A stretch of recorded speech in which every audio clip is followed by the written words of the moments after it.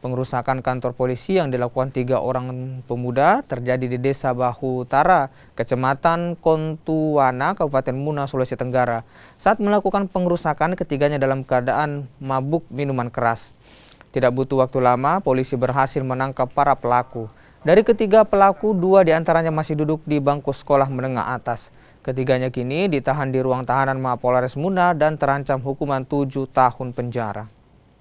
Terduga pelaku atas nama LK dan NJ ini bertemu, kemudian dalam kondisi pelaku dalam kondisi mabuk, habis minum minuman keras, kemudian mengajak kawannya, dan mereka terduga ini ada 3 orang, di mana 2 terduga pelaku mencabut pagar kayu dari bangunan Polsub Sektor Kontu Kouna, kemudian melakukan pengerusakan sasaran kaca jendela daripada bangunan Polsub Sektor tersebut.